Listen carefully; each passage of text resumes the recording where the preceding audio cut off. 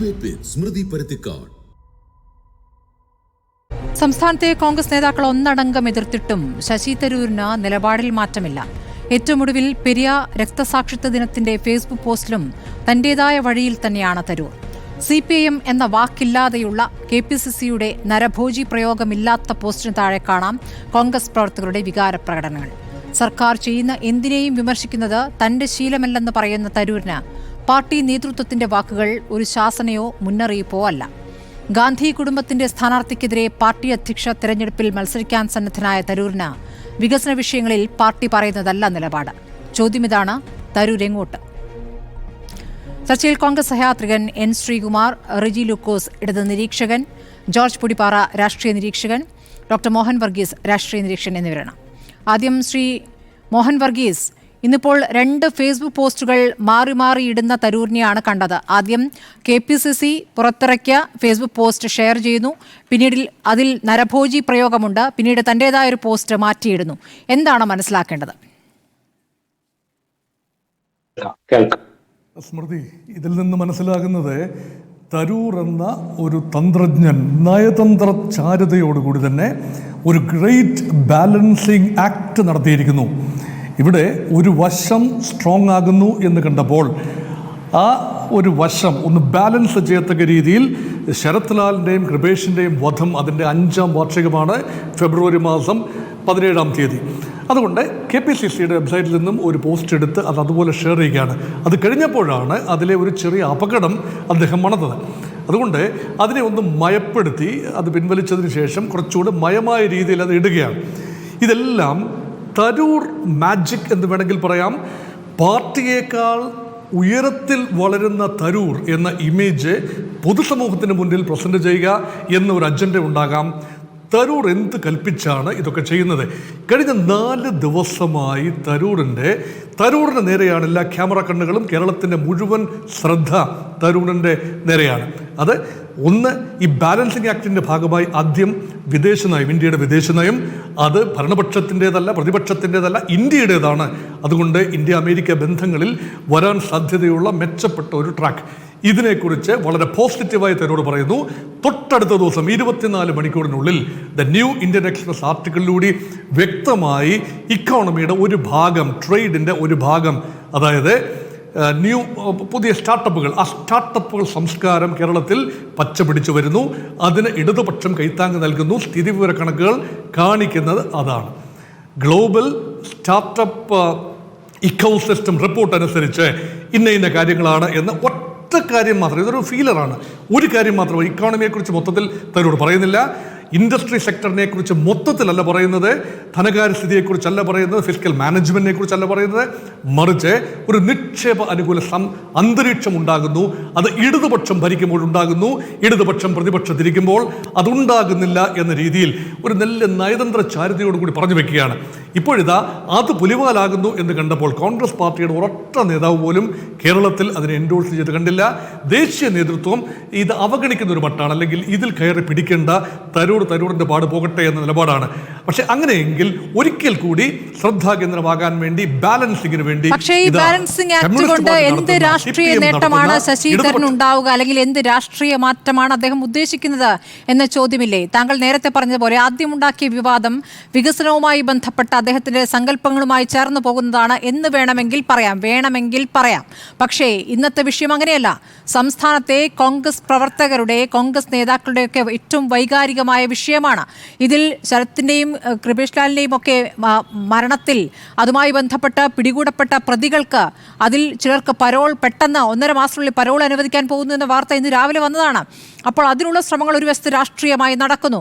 അപ്പുറത്ത് ഗൂഢാലോചനയുമായി ബന്ധപ്പെട്ട് വിടുതൽ നേടിയ പാർട്ടി നേതാക്കൾ പുറത്തേക്കിറങ്ങിയപ്പോൾ അവിടെ CPM പ്രവർത്തകർ ആ നാട്ടിലുടനീളം അവർക്ക് നൽകിയ സ്വീകരണം, അത് ആ അച്ഛനും അമ്മയും, 2 പേരുടെയും അച്ഛനും അമ്മയും കരഞ്ഞുകൊണ്ടാണ് അതിനോട് പ്രതികരിച്ചത്. അപ്പോൾ അവരെ സംബന്ധിച്ചത് വളരെ വൈകാരികമായൊരു വിഷയമാണ്. ആ കുടുംബങ്ങൾക്ക് വീട് വെച്ച് നൽകിയത് പാർട്ടിയാണ്. അപ്പോൾ അത്രയ്ക്കും വൈകാരികമായ വിഷയം, ആ വിഷയത്തിൽ പെട്ടെന്ന് CPM എന്ന പാർട്ടിയുടെ പേരൊഴിവാക്കി പോസ്റ്റ് മാറ്റുന്നതിലൂടെ എന്താണ് തരൂർ നൽകുന്ന മെസ്സേജ്?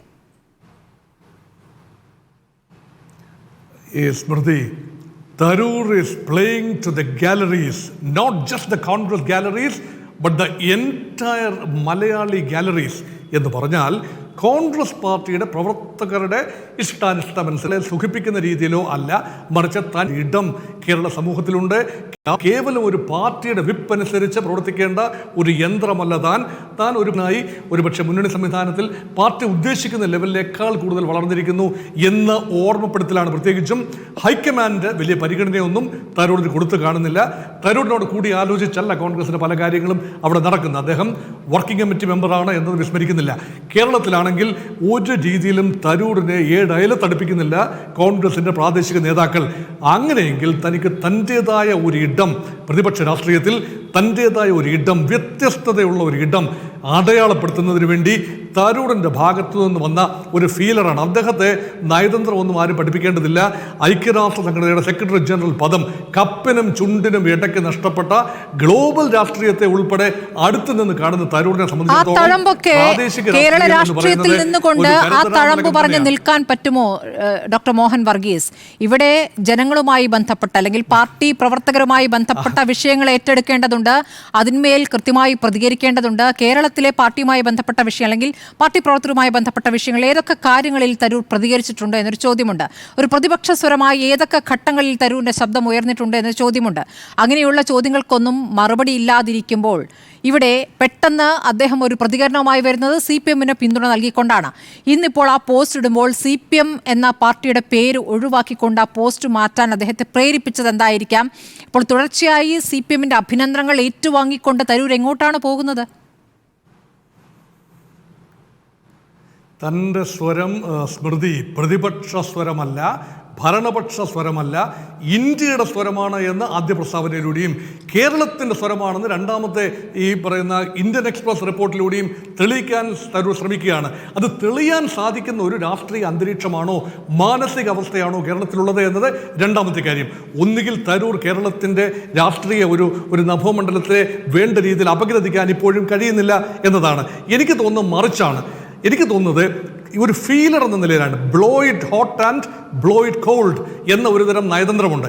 അതായത് അടിച്ചു പഴിപ്പിക്കുക, എന്നിട്ട് തണുപ്പിക്കുക, വീണ്ടും അടിച്ചു പഴിപ്പിക്കുക. ഇത് മാറി മാറി മാറി പരീക്ഷിക്കുന്ന ഒരു തലത്തിലേക്ക് തരൂർ മാറിയിരിക്കുന്നു.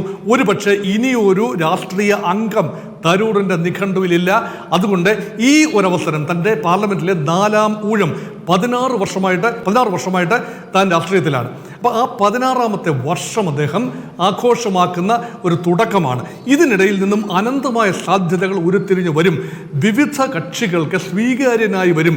BJPക്ക് പൂർണ്ണമായി അനഭിമതനാവില്ല, ഇടത് പ്രസ്ഥാനങ്ങൾക്ക് അനഭിമതനാവില്ല, മറ്റ് പ്രാദേശിക കക്ഷികൾക്ക്, ഇന്ത്യ മുന്നണിയിലെ തന്നെ മറ്റ് കക്ഷികൾക്ക് ഒരുപക്ഷെ കോൺഗ്രസ് നേതൃത്വത്തെക്കാൾ, ഇപ്പോഴത്തെ AICC നേതൃത്വത്തെക്കാൾ സ്വീകാര്യനാവും എന്ന പ്രതീക്ഷയാകാം ഒരു വശത്തെ. മറുവശത്ത് തൻ്റെതായ ഒരു ഇടം അമരത്വത്തിലൂടെ നേടിയെടുക്കാൻ ഒരു ശരാശരി കോൺഗ്രസ് രാഷ്ട്രീയക്കാരൻ എന്നതിൽ നിന്നും, ശരാശരി കേരള പൊളിറ്റീഷ്യൻ, ഇന്ത്യൻ പൊളിറ്റീഷ്യൻ എന്നതിൽ നിന്നും വ്യത്യസ്തനായ ഒരു രാഷ്ട്രീയക്കാരൻ ഇന്ത്യയിൽ ജീവിച്ചിരുന്നു എന്ന് ചരിത്ര പുസ്തകത്തിൽ രേഖപ്പെടുത്തുന്ന രീതിയിലേക്ക് തന്റെ പ്രഭാവം വളർത്തിക്കൊണ്ടുവരാനുള്ള ഒരു പ്രയോഗമായി വേണമെങ്കിൽ ഇതിനെ കാണാം. അങ്ങനെയൊക്കെ ദീർഘദൃഷ്ടിയോടെ കണ്ടുകൊണ്ടാണോ അദ്ദേഹം ഈ കാര്യങ്ങളിൽ പ്രതികരിക്കുന്നത് എന്നാണ് അറിയേണ്ടത്. ഞാൻ വരാം. ശ്രീ റെജി ലൂക്കോസ്, ഇടത് നിരീക്ഷകൻ. റെജി ലൂക്കോസ്, ഇപ്പോൾ CPM നേതാക്കളിൽ നിന്നും പ്രവർത്തകരിൽ നിന്നും ഇന്ന് മന്ത്രിമാരിൽ നിന്ന് പോലും തുടർച്ചയായി അഭിനന്ദനങ്ങൾ ഏറ്റുവാങ്ങുകയാണ് ഇപ്പോൾ ശശി തരൂർ. ഇന്നത്തെ പ്രതികരണം നോക്കൂ. ആദ്യത്തെ KPCC പുറത്തുവിട്ട ഫേസ്ബുക്ക് പോസ്റ്റ്, പ്രിയപ്പെട്ടവരെ ഓർമ്മകൾക്ക് മുന്നിൽ പ്രണാമം എന്ന് പറഞ്ഞുകൊണ്ട് രാവിലെ ഷെയർ ചെയ്യുന്നു ശശി തരൂർ. അതിലെ വാചകങ്ങൾ ഇങ്ങനെയായിരുന്നു: ഫെബ്രുവരി 17 CPM നരഭോജികൾ കൊലപ്പെടുത്തിയ നമ്മുടെ കൂടപ്പിറപ്പുകൾ കൃപേഷിനെയും ശരത് ലാലിനെയും രക്തസാക്ഷിത്വ ദിനം എന്ന്. പിന്നീട് ആ പോസ്റ്റ് അദ്ദേഹം മാറ്റുന്നു. പകരം ശരത് ലാലിനെയും കൃപേഷിനെയും സ്മരണകൾക്ക് മുന്നിൽ പ്രണാമമർപ്പിക്കുന്നു. ജനാധിപത്യ രാഷ്ട്രീയത്തിൽ അഭിപ്രായ വ്യത്യാസങ്ങൾക്ക് അക്രമം ഒരിക്കലും പരിഹാരമല്ല എന്നത് ഈ തരുണത്തിൽ നാം ഓർക്കേണ്ടതാണ് എന്നൊരു ഉപദേശത്തോടുകൂടി ആ ഫോട്ടോ ഷെയർ ചെയ്യുന്നു. ഇങ്ങനെ പോസ്റ്റ് മാറ്റാൻ അദ്ദേഹത്തെ പ്രേരിപ്പിച്ചത് എന്താണ്? CPM അങ്ങനെ പൂർണ്ണമായി തെറ്റല്ല എന്നൊരു ബോധ്യത്തിലേക്ക് അദ്ദേഹം എത്തുകയാണോ? അങ്ങനെയെങ്കിൽ നിങ്ങളോട് അടുക്കുകയാണോ തരൂർ? അല്ല, നമ്മള് ശശിധരനെ വായിക്കുമ്പോൾ മനസ്സിലാക്കേണ്ട ഒന്നുകൂടെ വസ്തുതയുണ്ട്. ശശിധരൻ എന്ന് പറയുന്ന ഒരു ഇന്റർനാഷണൽ ഫിഗറിനേക്കാൾ ഉപരിയായിട്ട് ശശിധരൂരിന്റെ ഒരു മോഡൽ, അതായത് അദ്ദേഹത്തിന്റെ ഒരു ഔട്ട്ലുക്ക് ആധുനിക കേരളത്തിന്റെ രാഷ്ട്രീയത്തിന്റെ ഒരു പരിച്ഛേദമാണെന്ന് നമുക്ക് മനസ്സിലാക്കാൻ പറ്റും. നമ്മളെല്ലാം രാഷ്ട്രീയത്തിനോട് കാണരുത്. ഇപ്പൊ ഡെവലപ്മെന്റ്സിനെ സംബന്ധിച്ചോളം ആദ്യമായിട്ടല്ല കേരള സർക്കാരിനെ അദ്ദേഹം പാടിക്കൊടുത്തുന്നത് അല്ലെങ്കിൽ അദ്ദേഹത്തെ പ്രശംസിക്കുന്നത്. അദ്ദേഹം കേരളയിലെ കുറിച്ച് ആദ്യം അദ്ദേഹം വളരെ പോസിറ്റീവായിട്ട് പറഞ്ഞു. അന്ന് ഈ പറഞ്ഞ വി ഡി സതീശനും രമേശ് ചെന്നിത്തലയും കെ സുധാകരനൊക്കെ ഭയങ്കരമായ രീതിയിൽ എതിർത്തുകൊണ്ട് നമ്മൾ അദ്ദേഹം കുറിച്ച് മയപ്പെടുത്തി. പക്ഷെ ഇത്തവണ എന്താണ് ഇന്ത്യൻ റിസോഴ്സിലെ ലേഖനം വായിക്കുമ്പോൾ വളരെ വ്യക്തമായിട്ട് അദ്ദേഹം ഒരു വലിയ ഡേറ്റയുടെ ബേസ് ചെയ്തുകൊണ്ടാണ് അദ്ദേഹം പറഞ്ഞത്. അതായത് പിന്നെ സ്റ്റാർട്ടപ്പ് ജെനോം എന്ന് പറയുന്ന ഒരു അന്തർദേശീയ ഏജൻസി സാൻ ഫ്രാൻസിസ്കോ ബേസ് ചെയ്തിട്ടുള്ള ഒരു അന്തർദേശീയ ഏജൻസി 151 രാജ്യങ്ങളിലെ സ്റ്റാർട്ടപ്പുകളെ റാങ്കിങ് നിശ്ചയിക്കുന്നതാണ്. അതിന്റെ സ്പീഡ് ആയിട്ടുള്ള അല്ലെങ്കിൽ ഈസി ആയിട്ട് അതെങ്ങനെ സ്റ്റാർട്ട് ചെയ്യുന്നു, അതിനുള്ള നൂലാമാലകൾ എങ്ങനെ പരിഹരിക്കുന്നു, ഏറ്റവും പെട്ടെന്ന് സ്റ്റാർട്ടപ്പുകൾ തുടങ്ങാൻ പറ്റുന്ന സ്ഥലം ഏതാണെന്ന് കണ്ടെത്തി ഇന്ത്യൻ കോമേഴ്സ് ഡിപ്പാർട്ട്മെന്റുമായിട്ട് സഹകരിച്ച് പുറത്തുവിട്ടൊരു ഡേറ്റയാണ്. കേരളമാണ് നമ്പർ 1. 3 മിനിറ്റിനുള്ളിൽ നിങ്ങൾക്ക് എല്ലാ പേപ്പറുകളും റെഡിയാണ്. അതിൽ അതേ എഴുതാത്ത വേറൊരു വസ്തുതയുണ്ട്. 3 മിനിറ്റിനുള്ളിൽ കറക്റ്റ് ഒരു ബിസിനസ് സംരംഭത്തിനുള്ള അംഗീകാരം കൊടുത്ത് 3 വർഷത്തിനുള്ളിൽ നിങ്ങൾ യഥാർത്ഥ പേപ്പറുകളെല്ലാം സബ്മിറ്റ് ചെയ്താൽ മതി. അങ്ങനെ അതേ എഴുതിയില്ലെന്ന് മാത്രമേ ഉള്ളൂ. അതിൽ അങ്ങനെ വരുന്ന ഒരു സത്യാവസ്ഥ അദ്ദേഹം ആ ലേഖനത്തിൽ പറയുന്നതോടൊപ്പം തന്നെ അദ്ദേഹം ബഹുമാനപ്പെട്ട നരേന്ദ്രമോദി ഇന്ത്യയുടെ പ്രധാനമന്ത്രി ട്രംപുമായി കണ്ടതിൽ പോസിറ്റീവായിട്ടുള്ള അദ്ദേഹം എഴുതുന്നുണ്ട്. അതായത് മൂന്നാമത്തെ പാരഗ്രാഫിൽ വളരെ വ്യക്തമായിട്ടുണ്ട്. അപ്പം ശശിധരനെ പോലെയുള്ള ഇന്നത്തെ യുവത്വത്തിനെയും മോഡേൺ ഈറായുടെ റെപ്രസെന്റേറ്റീവായിട്ട് പുരോഗമനമായി ചിന്തിക്കുന്ന പ്രതിപക്ഷത്തിരുന്നാൽ പോലും ഒരു നാടിന്റെ വളർച്ചയെ അംഗീകരിക്കണമെന്ന് ചിന്താധികാരനായ ഒരു രാഷ്ട്രീയ നേതാവിനെ ഒരു വേൾഡ് സിറ്റിസൺ എന്ന് വേണമെങ്കിൽ പറയാൻ പറ്റും. ലോകം ശ്രദ്ധിക്കുന്ന ഒരു മനുഷ്യന്റെ വായിൽ നിന്ന വാക്കുകളെ ബഹുമാനപ്പെട്ട വി ഡി സതീശൻ പറഞ്ഞ വാക്കുകളാണ് ഏറ്റവും ഇടിപ്പിനായി പോയത്. ഞാൻ അതിന്റെ വേണമെങ്കിൽ കൃത്യമായിട്ട് മറുപടി പറയാം. ബഹുമാനപ്പെട്ട വി ഡി സതീശൻ ഇന്നലെ രാവിലെ തന്നെ ഈ ഇന്ത്യൻ എക്സ്പ്രസിന്റെ വാർത്ത വായിച്ച് ഓൾ ഓഫ് എ സഡൻ അത് ഒരു പത്രസമ്മേളനം നടത്തി. ആ പത്രസമ്മേളനത്തിൽ മറുപടിയായിട്ട് ശശിധരൻ പറഞ്ഞ ക്ലാസിക് ആയ ഒരു മറുപടിയുണ്ട്. അദ്ദേഹം പറഞ്ഞെന്താ അറിയുമോ? അദ്ദേഹം പറഞ്ഞാൽ ഇംഗ്ലീഷ് വായിക്കാൻ അറിയാവുന്നവർക്ക് താൻ എഴുതി എന്താണെന്ന് വളരെ വ്യക്തമായിട്ട് അറിയാമെന്ന് പറഞ്ഞു. അത് ഒരിക്കലും വി ഡി സതീശൻ അങ്ങനെ ഒരു കമന്റ് ഏറ്റുവാങ്ങാൻ പാടില്ലായിരുന്നു. എന്തുകൊണ്ടാണ് ഇന്ന് മയപ്പെട്ട് വി ഡി സതീശൻ പത്രസമ്മേളനത്തിൽ പറഞ്ഞത്? എന്തുകൊണ്ടാണ് കെ സുധാകരൻ മയപ്പെട്ട് സംസാരിച്ചത്? അപ്പൊ നമ്മൾ മനസ്സിലാക്കേണ്ട വസ്തുത, കേരളത്തിലെ യുവത്വം പ്രത്യേകിച്ച് കേരളത്തിൽ വികസനമാണ് രാഷ്ട്രീയത്തിൽ അത് വേണമെന്ന് ചിന്തിക്കുന്ന വലിയൊരു വിഭാഗം ജനങ്ങളുടെ റെപ്രസെന്റേറ്റീവ് വേണ്ടതും പൊടുന്നനെ ഉയർന്നു കഴിഞ്ഞു. അത് വസ്തുതയാണ്. അദ്ദേഹം ഇന്ന് വിമർശിച്ചിട്ടുണ്ട്. അദ്ദേഹം രാഷ്ട്രീയത്തിനേക്കാൾ ഉപരിയായിട്ട് നമ്മുടെ നാടാണ് എന്താ ആവശ്യപ്പെടുന്നത്, വസ്തുതകളെ വിലയിരുത്തിക്കണം. അതാണ് ഞാൻ ഈ പറഞ്ഞത്. ശരി, ആ വിഷയം 2 ദിവസമായി നമ്മൾ ചർച്ച ചെയ്യുന്നു. ശ്രീ റെജി ലൂക്കോസ്, എനിക്ക് അറിയേണ്ടത് പെരിയ വിഷയത്തിൽ ഇന്നത്തെ വാർത്ത എന്നുള്ളത് പെരിയ കൊലപാതക കേസിൽ വിധി വന്നപ്പോൾ 1.5 മാസം തികയും മുമ്പ് പ്രതികൾക്ക് ജാമ്യം നൽകാൻ നീക്കം നടക്കുന്നു എന്നുള്ളതാണ്.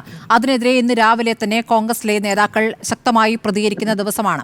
ഇന്നിപ്പോൾ ഈ അനുസ്മരണ പരിപാടിയിൽ ഇന്നിപ്പോൾ 5ാം വാർഷികമാണല്ലോ രണ്ടുപേരും കൊല്ലപ്പെട്ടിട്ട്. ആ പരിപാടിയിൽ സുധാകരൻ നടത്തിയ പ്രസംഗത്തിലെ ഒരു ഭാഗം നമുക്കൊന്ന് കേൾക്കാം.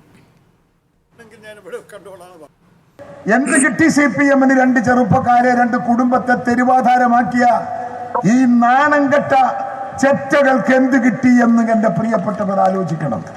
ഇപ്പോ CPM-ന്റെ ആളുകൾക്കത് കുറേയേറെ തിരിഞ്ഞ് മറിഞ്ഞ് വരുന്നുണ്ട്, മനസ്സിലാവുന്നുണ്ട്. പിണറായി നിയോജക മണ്ഡലം, ധർമ്മടം നിയോജക മണ്ഡലം, പിണറായി പഞ്ചായത്ത്, 2ഇടത്തും എനിക്ക് ഭൂരിപക്ഷം കിട്ടി. പിണറായി ശ്വസിച്ച ആ പിണറായിയിലും എനിക്ക് ഭൂരിപക്ഷം കിട്ടി. ഇത്രയേറെ CPM-കാർ ജീവിക്കുന്ന ഒരു പ്രദേശത്ത് എന്നെ പോലത്തെ ഒരു ഗുണ്ടാ തലവന് ഈ വോട്ട് കിട്ടി എന്ന് പറഞ്ഞാൽ അതിന്റെ ആൻസർ എന്താ നിങ്ങൾ പരിശോധിക്കണം. അവിടെയാണ് CPM-ലും പരിവർത്തനം വന്നുകൊണ്ടിരിക്കുന്നു എന്ന് നിങ്ങൾ മനസ്സിലാക്കേണ്ടത്. ശ്രീ റെജി ലൂക്കോസ്, ഞാൻ ഈ പ്രസംഗം കേൾപ്പിച്ചത് അതിലെ ഭാഷയിൽ കുഴപ്പങ്ങളുണ്ട്, പക്ഷേ വൈകാരികമാണ് പ്രസംഗം. ശരത്തിന്റെയും കൃപേഷിന്റെയും മരണം എത്രത്തോളം വൈകാരികമായിട്ടാണ് പാർട്ടി കാണുന്നതെന്ന് അറിയാമല്ലോ. അവിടെയാണ് തരൂർ പോസ്റ്റ് മാറ്റിക്കൊണ്ട് കൊലപാതക രാഷ്ട്രീയം നന്നല്ല എന്നൊരു ഉപദേശം, അതിപ്പോൾ അദ്ദേഹം ഒരു ഗാന്ധിയൻ ശൈലിയിലേക്ക് അദ്ദേഹം ഇപ്പോൾ CPM-നെ ആ രൂപത്തിൽ ഉപദേശിക്കുന്നു. പക്ഷേ CPM ആണ് എന്ന് പറയുന്നുമില്ല. ഈ രീതിയിലുള്ള രാഷ്ട്രീയം അദ്ദേഹം ഈ ഘട്ടത്തിൽ കാണിക്കുമ്പോൾ മറ്റു വിഷയങ്ങൾ നേരത്തെ ചർച്ച ചെയ്തുകൊണ്ടാണ് ഞാൻ ഇതിലേക്ക് തന്നെ വരുന്നത്. ശ്രീ റെജി ലൂക്കോസ്, അറിയേണ്ടത് CPM-നോട് അടുക്കുകയാണോ അദ്ദേഹം? അങ്ങനെ അടുക്കുന്നതുകൊണ്ട് അദ്ദേഹത്തിന് രാഷ്ട്രീയമായി എന്ത് ഗുണമാണുള്ളത്? അത് വാസ്തവത്തിൽ ശശിധരനെ പോലുള്ളവരെ വായിക്കുന്നതിൽ വന്ന വികലമായിട്ടുള്ള ഒരു നിരീക്ഷണമാണ്. ഞാനൊരു ഉദാഹരണം പറയാം. ഇന്നിപ്പോൾ കെ സുധാകരൻ പറഞ്ഞ വാക്കുകളൊന്നും നമുക്ക് ആവർത്തിക്കാൻ പറ്റത്തില്ല. ആലപ്പുഴ വെച്ച പ്രതിപക്ഷ നേതാവിന് അദ്ദേഹം ഓൺലൈനിൽ മാധ്യമങ്ങളോട് പറയാതെ പറഞ്ഞ വാക്കുകളൊക്കെ എന്നാൽ നമുക്കറിയാം. അദ്ദേഹത്തിന് ആ സബ് സ്റ്റാൻഡേർഡ് ആയിട്ടുള്ള ഒരാളാണ് കേരളത്തിലെ KPCC പ്രസിഡന്റ് അറിയാം. ഇന്നലെ രാത്രി 8:30 മണിക്ക് ശബരിമല ഉൾപ്പെടുന്ന പെരുന്നാൾ എന്ന് പറയുന്ന റാന്നിക്ക് സമീപത്ത് ഒരു 33 വയസ്സുകാരൻ വീടിന്റെ ഏകൈക ആശ്രയമായ CPM CITU പ്രവർത്തകനായി ഒരു RSSന്റെ ഒരു ക്രിമിനലും സംഘവും കൂടി കൊന്നതിനെ കുറിച്ച് നിങ്ങൾ ഇത്ര ചർച്ചയ്ക്ക് എടുത്തിട്ടില്ല. അപ്പൊ അതുകൊണ്ട് CPM-കാരൻ അവിടെ കൊല ചെയ്യപ്പെട്ടാലും ഒരു പ്രശ്നവുമില്ല. പേരിയയിൽ നടന്ന കൊലപാതകം എന്ന് പറയുന്നതിന്റെ വസ്തുതകളെ കുറിച്ച് പറയുവാണെങ്കിൽ 1 മിനിറ്റ് സമയം തരണം. അത് ക്രൈംബ്രാഞ്ച് അന്വേഷിച്ച് 12 പ്രതികളെ കണ്ടെത്തി. അതിനുശേഷം ഈ കോൺഗ്രസും ആ കുടുംബക്കാരുടെയും താല്പര്യപ്രകാരം CBI അന്വേഷണത്തിന് ഹൈക്കോടതി ഉത്തരവിട്ടു. CBI ഒന്ന് കണ്ടുപിടിച്ചതിൽ നിങ്ങൾ മറച്ചു വെക്കാത്തൊരു വസ്തുത പറയാം. 3 കോൺഗ്രസ് പ്രവർത്തകരുണ്ട്. പ്രാദേശികമായി നടന്ന പ്രശ്നത്തിന്റെ പേരിൽ അവിടെ ഒരു കൊലപാതകം നിഷ്ഠൂരമാണ്. ആ കൊലപാതകം നടന്ന ആദ്യം പ്രതികരിച്ചാരെന്നറിയോ? ഇപ്പോഴത്തെ കേരളത്തിന്റെ അന്നത്തെ മുഖ്യമന്ത്രി പിണറായി വിജയൻ ശക്തമായ രീതിയിൽ അപലപിക്കുകയും ശക്തമായ രീതിയിലുള്ള അന്വേഷണം പ്രഖ്യാപിക്കുകയും ചെയ്തു. ഇനി ഈ ഹൈക്കോടതി സെഷൻസ് കോടതി വിധിച്ച വിധിക്കകത്ത് എന്താ പറഞ്ഞത്? മുൻ ഉദുമ MLA K. കുഞ്ഞിരാമൻ ഗൂഢാലോചനയിൽ പ്രതിയായി എന്നും പറഞ്ഞുകൊണ്ട് അദ്ദേഹത്തിന് 5 വർഷത്തെ ജീവപര്യന്ത തടവ് ശിക്ഷ വിധിച്ചു. അതേ ഉൾപ്പെടെയുള്ള മുൻ ഏരിയ സെക്രട്ടറി ആയതുള്ളവർക്ക് സ്മൃതിക്കറിയാമല്ലോ, ഹൈക്കോടതി അത് സ്റ്റേ ചെയ്തു. വാസ്തവപ്രവർത്തന ആ സെഷൻസ് കോടതിയുടെ വിധിയിൽ പോലും ഗൂഢാലോചന കണ്ടുപിടിക്കാൻ പറ്റിയിട്ടില്ല. ഈ തടവിൽ ഇപ്പോൾ ജയിലിൽ കിടക്കുന്നവരിൽ 3 പേര് കോൺഗ്രസ് പ്രവർത്തകരാ. അതിനെയാണ് ഈ K. സുധാകരനെ പോലുള്ളവരെ അന്ന് മുതൽ മാർക്കറ്റ് ചെയ്യുന്ന ചെറുപ്പക്കാരുടെ മരണത്തിൽ. നിങ്ങൾ ആലോചിച്ച് നോക്കിയേ, എന്തുകൊണ്ടാണ് നിങ്ങൾക്ക് വേദനിക്കാത്ത? പെരുന്നാട് ആ നാട്ടിലെ മുഴുവൻ ജനങ്ങൾക്കും, പെരുന്നാട് എന്ന് പറയുന്നത് എനിക്ക് വളരെ സുഹൃത്തുക്കളുള്ള നമ്മുടെ നാടിനടുത്തുള്ള സ്ഥലം, ആ നാട്ടിലെ ജനങ്ങളോട് നിങ്ങളുടെ ക്യാമറ ഒന്ന് തിരിച്ചു വെക്കാൻ പറഞ്ഞു. അവര് പറയുന്ന സ്ത്രീകളടക്കം ആ യുവാവ് ആ നാടിന്റെ ഏറ്റവും പ്രിയപ്പെട്ടവനാ.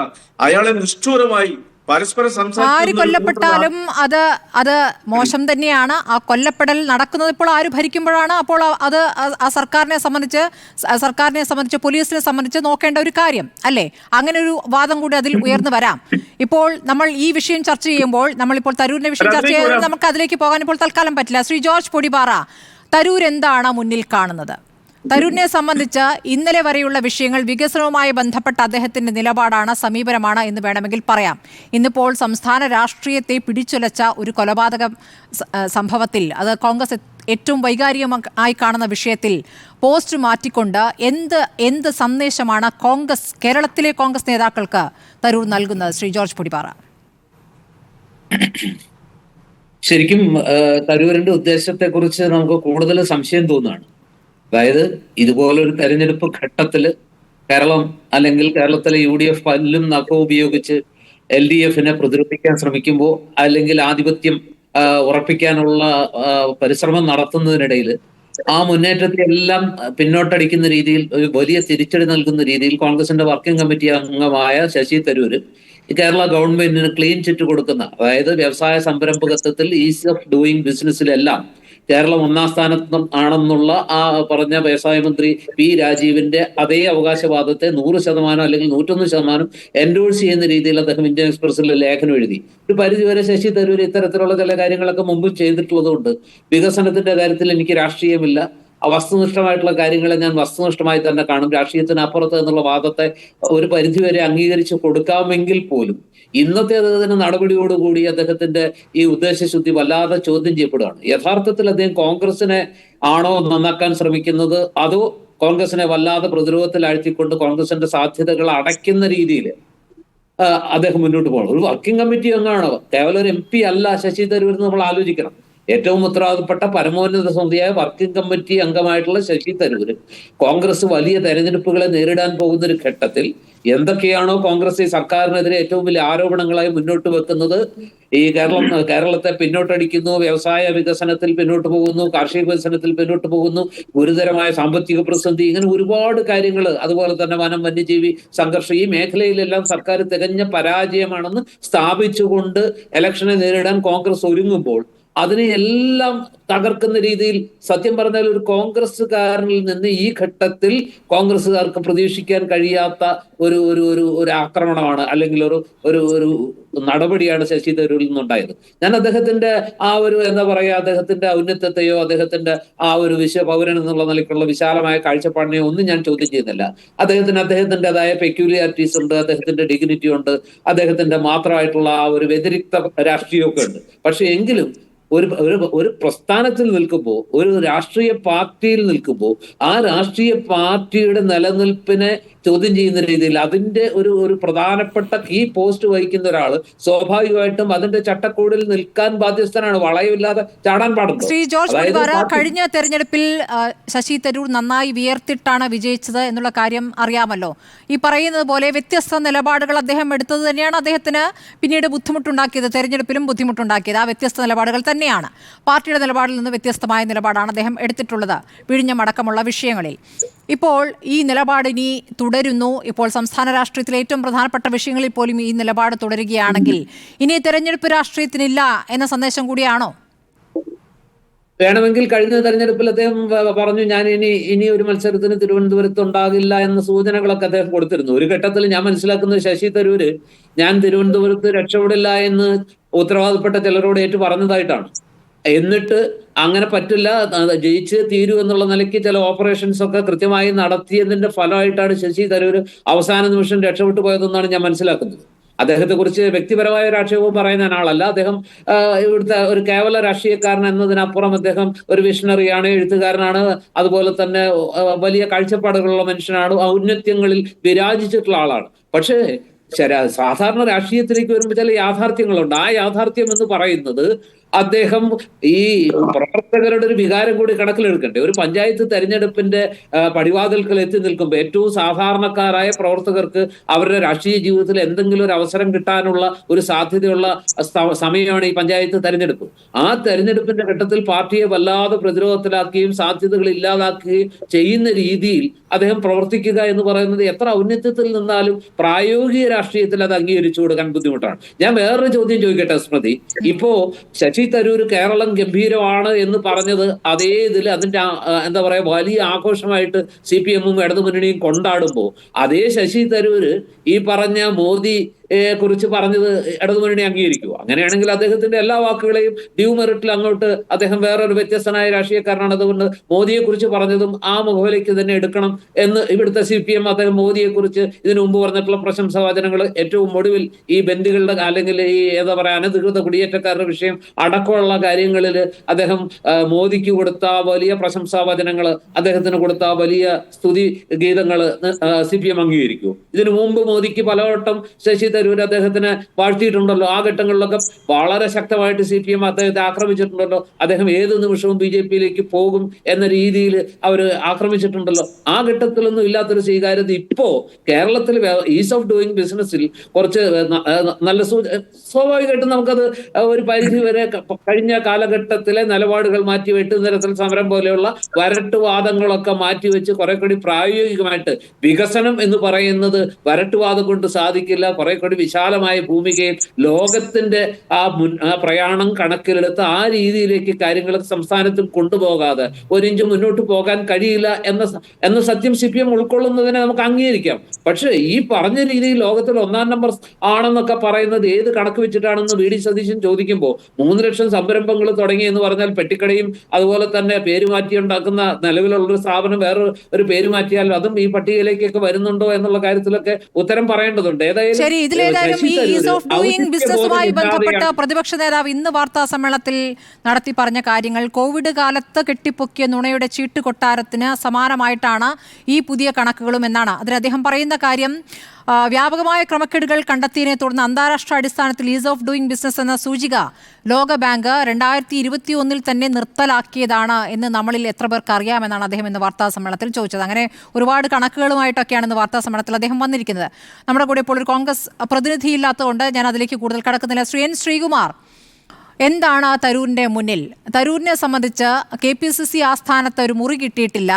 ഈ പറഞ്ഞ AICCയിലെ തലപ്പത്തെ പ്രവർത്തക സമിതിയിലെ അംഗമായിട്ടും ആ അംഗത്തിനെ ആ രൂപത്തിൽ ഇവിടെ അംഗീകരിക്കുന്നില്ല കേരളത്തിലെ കോൺഗ്രസ് നേതാക്കൾ, KPCC നേതൃത്വം എന്നതാണ് അദ്ദേഹത്തിൻ്റെ ഒരു പരാതിയായി ഉള്ളിലുള്ളത് എന്നാണ് അദ്ദേഹത്തോടടുത്ത ആളുകൾ പറയുന്നത്.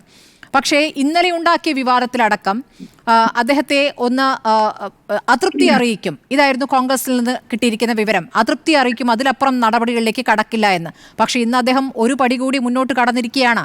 ഇതെങ്ങോട്ടാണ് തരൂരിന്റെ പോക്ക്? സ്മൃതി, ഇതിൽ നമ്മൾ 2-3 കാര്യങ്ങൾ ഒന്ന് നിരീക്ഷിക്കേണ്ടതായിട്ടുണ്ട്. ഒന്ന്, ശശി തരൂർ കോൺഗ്രസിന്റെ പ്രവർത്തക സമിതി അംഗമാണ്. അത് ശ്രീ മോഹൻ വർഗീസ് അതിലൊരു നിരീക്ഷണം നടത്തിയല്ലോ, അദ്ദേഹത്തിന്റെ മാജിക്കിനെ കുറിച്ചും അദ്ദേഹത്തിന്റെ ഒരുപാട് കാര്യങ്ങളെ കുറിച്ചും. പച്ച മലയാളത്തിൽ പറഞ്ഞാല് ഒരു പാർട്ടിയിൽ നിന്നുകൊണ്ട് കുത്തിത്തിരിപ്പ് ഉണ്ടാക്കരുത്. അങ്ങനെ കുത്തിത്തിരിപ്പ് ഉണ്ടാക്കണമെങ്കിൽ പുറത്തു പോകാം. ഇതാണ് എന്റെ മലയാളം. അല്ലാണ്ട് അത് മാജിക്കും മറ്റേ സർക്കസും ഒന്നുമല്ല. രണ്ടാമത്തെ കാര്യം, കോൺഗ്രസിലെ ചില നേതാക്കളെ, ചില ഘടകങ്ങള് ഇവിടെ നിർണായകമായ ഘട്ടത്തിൽ ചില തീരുമാനങ്ങൾ എടുക്കേണ്ടതായിട്ടുണ്ട്. സാധാരണ മാതൃസംഘടനയ്ക്ക് ഒരു പ്രതിസന്ധി വരുമ്പോൾ മുൻ കാലഘട്ടങ്ങളിലൊക്കെ അത്തരക്കാരെങ്കിലും അങ്ങനെ പ്രശ്നം ഉണ്ടാക്കുന്നുണ്ടെങ്കിൽ അവരെ തിരുത്താനും മാതൃസംഘടനയ്ക്കൊപ്പം നിന്ന് മാതൃസംഘടനയെ പിന്തുണയ്ക്കാനും യൂത്ത് കോൺഗ്രസും KSUവും രംഗത്ത് വരികയായിരുന്നു. ഇവിടെ യൂത്ത് കോൺഗ്രസ് എവിടെ പോയി കിടക്കുകയാണ്? എന്താണ് യൂത്ത് കോൺഗ്രസിന്റെ ശബ്ദം എവിടെ പോയി? കോൺഗ്രസിന്റെ പ്രവർത്തക സമിതി അംഗം 2 ദിവസമായിട്ട് കോൺഗ്രസിനെ പ്രതിസന്ധിയിലാക്കുന്ന പ്രസ്താവനകൾ നടത്തിയിട്ട് ഇന്ന് 2 രക്തസാക്ഷികളെ കുറിച്ച് എഴുതിയ പോസ്റ്റ് മുക്കിയിട്ട് ഇവിടുത്തെ യൂത്ത് കോൺഗ്രസ് ഒന്നും പറയാനില്ലേ? സാധാരണഗതിയിൽ 70കളിലെ യൂത്ത് കോൺഗ്രസിനെ പഠിക്കണം. ഇപ്പോഴത്തെ യൂത്ത് കോൺഗ്രസ് AK ആന്റണിയുടെ നേതൃത്വത്തിലുണ്ടായിരുന്ന ഒരു സമ്പർക്ക ഗ്രൂപ്പ് അവരെവിടെ പോയി? ശശി തരൂർ എന്ന വർക്കിംഗ് കമ്മിറ്റി അംഗം കേരളത്തിലെ കോൺഗ്രസിന് ഉണ്ടാക്കുന്ന ഈ ഒരു കെടുതിയെ കുറിച്ച് AICCയിൽ അവരെന്ത് പരാതി കൊടുത്തു? അവരെന്താണ് തിരുത്താൻ ശ്രമിക്കാത്തത്? അവരെന്താണ് മാതൃസംഘടനയോട് ആവശ്യപ്പെടാത്തത്? അതാദ്യം തീരുമാനിക്കട്ടെ. ഒന്ന്. രണ്ടാമത്തെ കാര്യം, ശശി തരൂരിന്റെ നിലപാടുകളെ ഒരിക്കൽ പോലും അംഗീകരിക്കാത്ത ഒരു കോൺഗ്രസ് പക്ഷപാതിയാണ് ഞാൻ. കാരണം അദ്ദേഹം പരിപൂർണ രാഷ്ട്രീയക്കാരനല്ല, അദ്ദേഹം പരിപൂർണ കോൺഗ്രസ്സുകാരനുമല്ല. അദ്ദേഹത്തിന് M. ഹസൻ പറഞ്ഞ പോലെ, M. ഹസൻ മാത്രമല്ല നമ്മളൊക്കെ പറഞ്ഞിട്ടുണ്ട്, സാധാരണ പ്രവർത്തകന്റെ വികാരം മനസ്സിലാകുന്നില്ല. എന്താ സാധാരണ പ്രവർത്തകന്റെ വികാരം? അത് പ്രതിപക്ഷത്തിരിക്കാനുള്ള ആ ഒരു നിരാശ മാറ്റിയെടുക്കുക എന്നുള്ളതാണ്. ശശി തരൂരിനെ സംബന്ധിച്ചിടത്തോളം അദ്ദേഹം പ്രതിപക്ഷത്തായാലും ഭരണപക്ഷത്തായാലും അദ്ദേഹം നിങ്ങളൊക്കെ നേരത്തെ പറഞ്ഞ പോലെ ആഗോളതലത്തിൽ ശ്രദ്ധിക്കപ്പെട്ട ഒരു വ്യക്തിത്വമാണ്. അദ്ദേഹത്തിൻ്റെതായ ഇടമുണ്ട്. ഒരു വ്യക്തി എന്ന നിലയ്ക്ക് അദ്ദേഹത്തിന് ഇടമുണ്ടാക്കിക്കോട്ടെ. പക്ഷെ കോൺഗ്രസിന്റെ മേൽവശത്ത് ഇടമുണ്ടാക്കാൻ ശ്രമിക്കുന്നതിനാണ് നമ്മളൊക്കെ എതിർക്കുന്നത്. ഇന്ന് വീക്ഷണം കോൺഗ്രസിന്റെ മുഖപത്രമാണ്. അതിന്റെ ഹെഡിങ് സ്മൃതി വായിച്ചു കാണും. ആരാച്ചാർക്ക് അഹിംസ അവാർഡോ എന്നാണ് ചോദിച്ചിരിക്കുന്നത്. ആരാണ് ആരാച്ചാര്? ഇടതുമുന്നണി ഗവൺമെന്റ്. അവർക്ക് അഹിംസ അവാർഡ് കൊടുക്കുക എന്ന് വെച്ചാൽ അത് പാർട്ടിയുടെ ചോദ്യമാണ്. അത് ശശി തരൂരിന് മനസ്സിലാകുന്നില്ലെങ്കിൽ അത് മനസ്സിലാക്കി കൊടുക്കാൻ യൂത്ത് കോൺഗ്രസിന് കഴിയണം.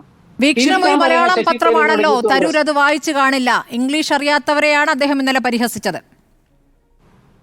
അതെ, അദ്ദേഹത്തിനെ സംബന്ധിച്ചിടത്തോളം ഞാൻ പറഞ്ഞില്ല, അദ്ദേഹത്തിന് ഈ ഏത് വിഷയം വരുമ്പോഴും അദ്ദേഹം പാർട്ടിയെ കുറിച്ചല്ല പറയാ, അദ്ദേഹത്തിന്റെ ചില വ്യക്തിപരമായ താല്പര്യങ്ങളും അതുപോലെ അതൊക്കെ പോക്കട്ടെ. പക്ഷേ താങ്കൾ ഇപ്പോൾ ഈ യൂത്ത് കോൺഗ്രസിനെ പറയുന്നുണ്ടല്ലോ, നേരത്തോട് നേരമായി ഈ അതൃപ്തി അറിയിച്ച കാര്യത്തിലോ അല്ലെങ്കിൽ ഒരു വിശദീകരണം ചോദിച്ച കാര്യത്തിലോ ഒരു വിവരവും പാർട്ടിയിൽ നിന്ന് എന്താണ് പുറത്തേക്ക് വരാത്തത്? അത് യൂത്ത് കോൺഗ്രസിന്റെ ഉത്തരവാദിത്തമാണോ? ഈ കോൺഗ്രസ് നേതൃത്വത്തിന് ഒരു ഉത്തരവാദിത്തമില്ലേ? നേരത്തോട് നേരമാവുമ്പോൾ അടുത്ത നടപടിയിലേക്ക് അദ്ദേഹം കടക്കുമ്പോൾ അദ്ദേഹത്തെ വിലക്കാൻ എന്താണ് ഈ പാർട്ടിക്ക് പറ്റാത്തത്? പരിപൂർണ രാഷ്ട്രീയക്കാരനല്ലാത്ത പാതി രാഷ്ട്രീയക്കാരനായ പാതി കോൺഗ്രസ്സുകാരനായ ഒരു നേതാവ് എന്തിനാണ് പ്രവർത്തക സമിതിയിൽ? ഞാൻ ആദ്യമേ പറഞ്ഞല്ലോ, 2-3 കാര്യങ്ങൾ പറഞ്ഞല്ലോ. ഒരു കാര്യം ഞാൻ പറഞ്ഞല്ലോ. രണ്ടാമത്തെ കാര്യം എന്താ വെച്ചാൽ, ശശി തരൂർ ഒരു ലേഖനം എഴുതി. ആ ലേഖനത്തിൽ അദ്ദേഹം ചില കാര്യങ്ങൾ വിട്ടുകളഞ്ഞു. അത് മനഃപൂർവ്വമാണോ എന്ന് ചോദിച്ചാൽ, ഇപ്പോൾ അത് മനഃപൂർവ്വമാണോ എന്ന് ആരെങ്കിലും ചിന്തിച്ചാൽ അത് നമുക്ക് സാധാരണ പറയുന്ന പോലെ തെറ്റ് പറയാൻ പറ്റില്ല.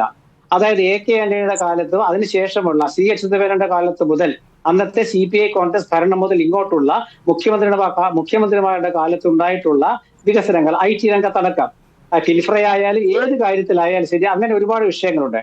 അതൊക്കെ ചൂണ്ടിക്കാണിച്ചുകൊണ്ട് അദ്ദേഹം ലേഖനം എഴുതുന്നതിന് പകരം ആ ലേഖനം പ്രസിദ്ധീകരിച്ചതിന് ശേഷം ചോദ്യങ്ങൾ വന്നപ്പോഴാണ് അദ്ദേഹം ഉമ്മൻചാണ്ടിയാണ് നമ്മുടെ നാട്ടിൽ സ്റ്റാർട്ടപ്പ് മിഷൻ തുടങ്ങിയതെന്ന് പറഞ്ഞത്. എന്തുകൊണ്ട് അദ്ദേഹം ആ ലേഖനത്തിൽ കൊടുത്തില്ല എന്നൊരു ചോദ്യമുണ്ട്. അപ്പൊ അത് അങ്ങനെ നിൽക്കുമ്പോൾ അദ്ദേഹം കോൺഗ്രസിനോട് താല്പര്യമില്ലാത്ത രീതിയിൽ ഒരു ലേഖനം എഴുതിയെന്ന് കോൺഗ്രസ് ചിന്തിക്കുമ്പോൾ KPCC അവഗണിച്ചു അദ്ദേഹത്തെ, AICC അദ്ദേഹത്തെ അവഗണിച്ചു. ശശി തരൂരിന്റെ നിലപാട്, അദ്ദേഹത്തിന് വർക്കിംഗ് കമ്മിറ്റി അംഗത്വം വേണമെങ്കിൽ ഒഴിയാം. അപ്പൊ ശശി തരൂരിനോട് ചോദിച്ചു, നിങ്ങൾ വർക്കിംഗ് കമ്മിറ്റി അംഗത്വത്തിൽ ഇരുന്നു കൊണ്ട് ചെയ്യുന്നത് ശരിയാണോ? അങ്ങനെയെങ്കിൽ അതും ആലോചിക്കാമെന്ന് അദ്ദേഹം പറഞ്ഞിട്ടുണ്ട്. അപ്പൊ അദ്ദേഹം ആലോചിച്ച് തീരുമാനമെടുക്കട്ടെ. ആലോചിക്കാമെന്ന് പറഞ്ഞല്ലോ, അദ്ദേഹം ആലോചിച്ച് തീരുമാനമെടുക്കട്ടെ. പരമോന്നത സമിതിയിൽ ഇരുന്നുകൊണ്ട് ഇടതുമുന്നണി ഗവൺമെന്റിനെ പ്രോത്സാഹിപ്പിക്കേണ്ട കാര്യമില്ല. അങ്ങനെ അദ്ദേഹം ഇരുന്നു കൊണ്ട് അതിൽ തീരുമാനമെടുക്കുകയല്ല ചെയ്തത്. അടുത്ത പോസ്റ്റ് തന്നെ പുതുതായി അദ്ദേഹം ഇടുകയാണ് ചെയ്തത്. അതിൽ അദ്ദേഹം ഗാന്ധിയൻ സമീപനം സ്വീകരിച്ചുകൊണ്ട് CPM-നെ വിമർശിക്കാതെ, CPM എന്ന പാർട്ടിയുടെ പേര് പറയാതെ ഒരു ഉപദേശമാണ് അത് ആ പോസ്റ്റിൽ നൽകിയിരിക്കുന്നത്. ജോർജ് പൊടിപാറ, ഇപ്പോൾ ഇന്നലെ വരെ K. സുധാകരൻ ഒരു പരസ്യ പ്രതികരണത്തിന് തരൂരിന്റെ കാര്യത്തിൽ നിന്നിരുന്നില്ല. കാരണം KPCC പ്രസിഡന്റിനെ മാറ്റണ്ട എന്നൊരു തീരുമാനം പുറത്ത് ശക്തമായി പറയുകയും സുധാകരന് പിന്നിൽ ശക്തമായി നിൽക്കുകയും ചെയ്ത ആളാണല്ലോ ശശി തരൂർ. അതുകൊണ്ടായിരിക്കാം അദ്ദേഹം തിരിച്ചൊന്നും പറഞ്ഞിരുന്നില്ല. പക്ഷേ ഇന്നേക്ക് അദ്ദേഹത്തിൻ്റെ പ്രതികരണത്തിൻ്റെ സ്വഭാവം മാറി എന്ന് നമുക്കറിയാം. ഇന്നിപ്പോൾ തരൂരിനെ നേരിട്ട് വിളിച്ച് സംസാരിച്ചു, നല്ല ഉപദേശം നൽകിയെന്നും KPCC അധ്യക്ഷൻ നേരത്തെ പറഞ്ഞിട്ടുണ്ട്. പക്ഷേ ആ ഉപദേശത്തിന് ശേഷമാണ് പോസ്റ്റ് മാറ്റിയെന്ന് വേണം മനസ്സിലാക്കാൻ. അപ്പോൾ സുധാകരൻ പറഞ്ഞാലും VD സതീശൻ പറഞ്ഞാലും ഹസ്സൻ പറഞ്ഞാലും അത് അംഗീകരിക്കാത്ത തരൂർ ഇനി എന്താണ് സംസ്ഥാന കോൺഗ്രസിൽ അദ്ദേഹത്തിന്റെ റോൾ? സത്യത്തിൽ പലതരത്തിലുള്ള എന്താ പറയുക അസംഷൻസിന് സാധ്യതയുണ്ട്. ശശി തരൂർ എന്തോ തീരുമാനിച്ച് ഉറപ്പിച്ചിട്ടുണ്ട്. അല്ലെങ്കിൽ ഈ ഒരു ഘട്ടത്തിൽ അദ്ദേഹത്തിന് ഇങ്ങനെ ഒരു ലേഖനം എഴുതേണ്ട ഒരു അനിവാര്യത ഉണ്ടായിരുന്നില്ല. ഇനി എഴുതിയാൽ പോലും അതിനകത്ത് പിന്നീട് നേതാക്കൾ ചൂണ്ടിക്കാണിക്കുമ്പോൾ അദ്ദേഹത്തിന് വേണമെങ്കിൽ ഇപ്പോൾ അദ്ദേഹം പോസ്റ്റ് മാറ്റിയല്ലോ, പക്ഷെ ലേഖനത്തിലെ ഫൈൻഡിങ്സിന് പ്രതിപക്ഷ നേതാവോ അല്ലെങ്കിൽ മുൻ പ്രതിപക്ഷ നേതാവോ അല്ലെങ്കിൽ KPCC പ്രസിഡന്റോ UDF ചെയർമാനോ ഒന്നും പറഞ്ഞിട്ട് അതിൽ ഒരു മയവും അദ്ദേഹം വരുത്താൻ തയ്യാറാവുന്നില്ല. പക്ഷെ പോസ്റ്റ് മാറ്റി. അപ്പൊ ഇതിൽ നമുക്ക് മനസ്സിലാക്കേണ്ടത് ശശി തരൂര് എന്തോ തീരുമാനിച്ച് ഉറച്ചിട്ടുണ്ട്. ആ തീരുമാനിച്ച് ഉറച്ചിട്ടില്ലെങ്കിൽ ഈ രീതിയിൽ അദ്ദേഹം വിശ്വസിക്കുന്ന പാർട്ടിയെ അദ്ദേഹമാക്കിയ എന്ന് ഞാൻ പറയുന്നില്ല. പക്ഷെ അദ്ദേഹത്തിന് ഇപ്പോഴത്തെ അദ്ദേഹമാക്കി മാറ്റിയതിൽ ഒരു വലിയ പങ്കുണ്ട്.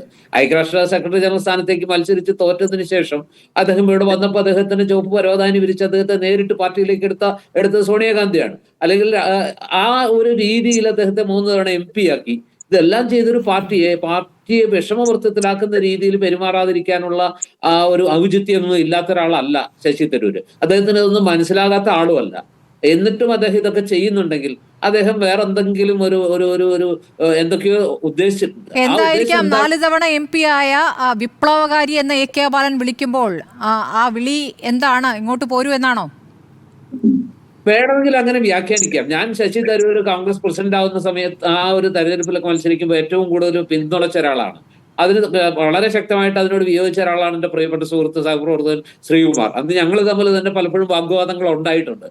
അങ്ങനെ ഞാൻ പിന്തുണച്ച ഒരു വ്യക്തിയാണ്. എനിക്കിപ്പോ അദ്ദേഹത്തെ കുറിച്ച് കുറച്ച് കഷ്ടം തോന്നുകയാണ്. കാരണം എന്താന്ന് വെച്ചാൽ അദ്ദേഹം പാർട്ടിയുടെ ഒരു വർക്കിംഗ് കമ്മിറ്റി അംഗമായിട്ടുള്ള ഒരു പാർട്ടിക്ക് എന്തെങ്കിലും സാധ്യതകളുണ്ടെങ്കിൽ അതെല്ലാം ദേശീയ തലത്തിലാവട്ടെ സംസ്ഥാന തലത്തിലാവട്ടെ അദ്ദേഹത്തിന് ഒരു ഔചിത്യമില്ലാത്ത രീതിയിൽ ഏറ്റവും അനവസരത്തിൽ അദ്ദേഹം ഈ തരത്തിലുള്ള കാര്യങ്ങൾ ചെയ്യാണ്. ഞാനൊന്ന് ചോദിക്കട്ടെ, പണ്ട് VS അച്യുതാനന്ദൻ ഈ പറഞ്ഞ നെയ്യാറ്റിൻകര ഇലക്ഷന്റെ ദിവസം അദ്ദേഹം ഈ പറഞ്ഞ രമയുടെ വീട്ടിൽ പോയി അവരെ ആശ്വസിപ്പിക്കാൻ ശ്രമിച്ചു. അതൊരു നല്ല കാര്യമല്ലായിരുന്നു. സത്യം പറഞ്ഞാൽ അത് ചെയ്യേണ്ട കാര്യം തന്നെയായിരുന്നു. പക്ഷെ എത്ര CPM-കാർ അതിനെ പിന്തുണച്ചു? അവിടം വരെ പോയതിന് അത് ഏറ്റവും വലിയ അപരാധമായിട്ടല്ലേ ചിത്രീകരിക്കപ്പെട്ടത്? അതുപോലെ ഇപ്പൊ എന്തുകൊണ്ടാണ് CPM ശശി തരൂരിനെ വാഴ്ത്തിപ്പാടുന്ന പാർട്ടിയെ ഏറ്റവും കൂടുതൽ പ്രതിരോധത്തിലാക്കുന്ന ഒരിക്കലും ചെയ്യാൻ പാടില്ലാത്തൊരു കാര്യം അദ്ദേഹത്തിന്റെ ഭാഗത്തു നിന്നുണ്ടാവുമ്പോൾ അദ്ദേഹത്തിന്റെ മഹത്തായ CPM പാടിപ്പുകഴ്ത്തുന്നത്? അതെങ്ങനെയാണ് 2 തരം? അതുപോലെ തന്നെ ഈ പ്രധാനമന്ത്രിയെ പുകഴ്ത്തുമ്പോൾ ഞാൻ കഴിഞ്ഞ ദിവസത്തെ ചർച്ചയിൽ ചോദിച്ചതാണ്, നിങ്ങളിപ്പോ ഇവിടെ അദ്ദേഹം എഴുതിയതിനെ വാനോളം പുകഴ്ത്തുന്നു, അദ്ദേഹം ശരി ചെയ്യുന്നു, ശരി മാത്രം ചെയ്യുന്നു, വ്യത്യസ്തനായ രാഷ്ട്രീയക്കാരനാണ് എന്നൊക്കെ പറയുന്ന നിങ്ങൾ പ്രധാനമന്ത്രി എങ്ങനെ നിരന്തരം സ്തുതി പാടിയിട്ട് അമേരിക്കയിൽ പോയി സന്ദർശനം കഴിഞ്ഞിട്ടും വിലങ്ങ് വെച്ച് ഇന്ത്യക്കാരെ ഇവിടേക്ക് കൊണ്ടുവരുന്ന കാഴ്ച നമ്മൾ കണ്ടുകൊണ്ടിരിക്കുക. അദ്ദേഹം അവിടെ അടച്ചിട്ട് മുറിയിൽ എന്ത് ഉറക്കം ചെയ്തു എന്നാ വിചാരിക്കുന്നത്? എന്താണ് അദ്ദേഹം ചെയ്തത്? അല്ലെ, അടച്ചിട്ട മുറിയിൽ പറഞ്ഞിട്ടുണ്ടാകാമെന്നാണ് അദ്ദേഹത്തിന് തോന്നുന്നത്.